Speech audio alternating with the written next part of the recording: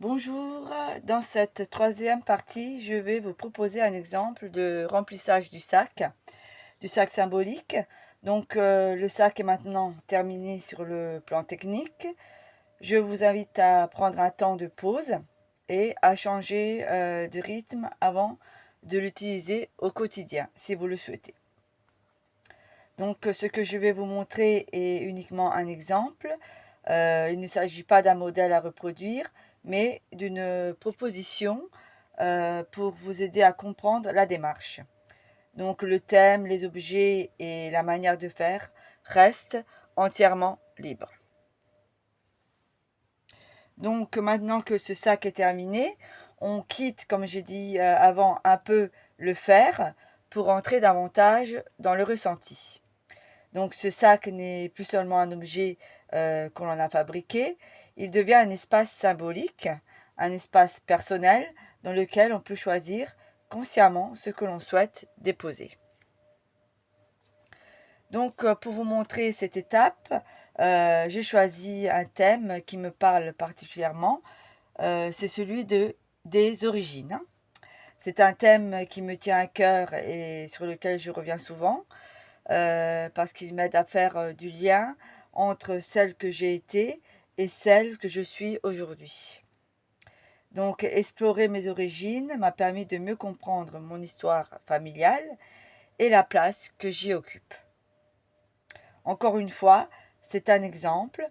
Vous êtes libre de choisir le thème qui vous convient, un moment de vie, une transition, une émotion, une étape importante. Donc l'objectif est surtout de vous montrer la manière de procéder. Donc pour commencer, j'ai choisi de mettre dans le sac des objets en lien avec mes racines. Donc par exemple, je vais mettre une photo qui évoque le pays d'origine et la famille d'origine. J'ai aussi choisi de mettre des objets symboliques. Là, il y a des coquillages, des petits coquillages comme ça, une fleur, voilà. C'est des petits éléments, mais simples, qui sont chargés de sens pour moi. Je vais essayer de les remettre. Voilà. Oups.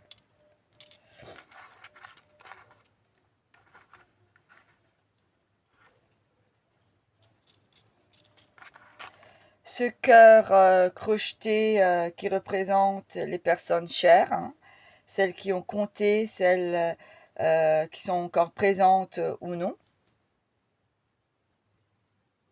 Voilà. Donc pour moi, savoir d'où l'on vient, c'est un appui, une base, quelque chose qui me soutient. Voilà. Ensuite, j'ai choisi de mettre dans le sac un objet qui symbolise ce dont je ne souhaite plus me charger. Donc vous pouvez mettre un objet, plusieurs, hein, c'est comme vous voulez. Là, moi, j'ai mis dans un petit sachet comme ça un papier. Donc j'ai écrit une phrase, puis ce papier, je l'ai froissé. Donc c'est une pensée ancienne, une croyance, hein, quelque chose que j'ai choisi de ne plus porter.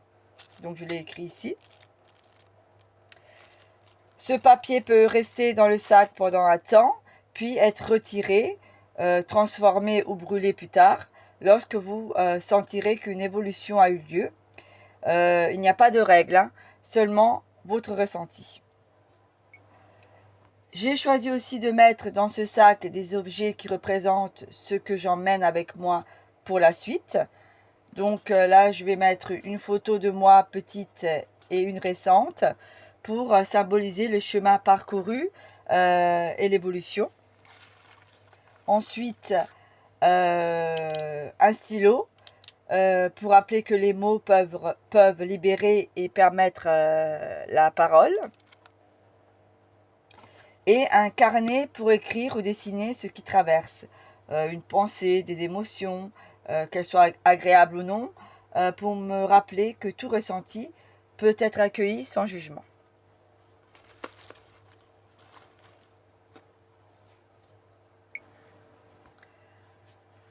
Et pour symboliser l'identité, j'ai choisi cette pierre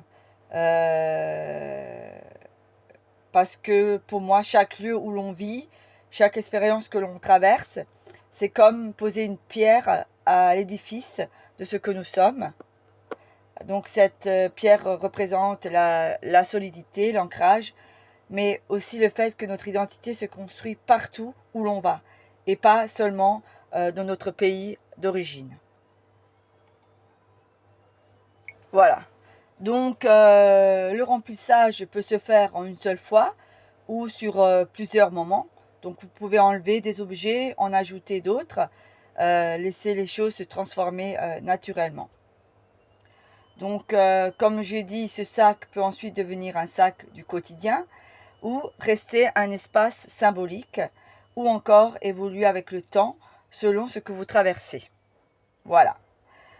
Donc dans la prochaine vidéo, je vous proposerai d'autres pistes pour continuer à créer des objets symboliques, toujours à partir du poids granit que vous pourrez ajouter à votre sac. Donc pour terminer, si vous le souhaitez, vous pouvez partager une photo du sac granit que vous avez créé. Vous pouvez y ajouter un mot ou simplement laisser l'image parler d'elle-même. Sur ce que ce projet vous a apporté et sur ce qu'il a permis de déposer. Voilà. Donc merci pour ce moment partagé et à bientôt. Au revoir.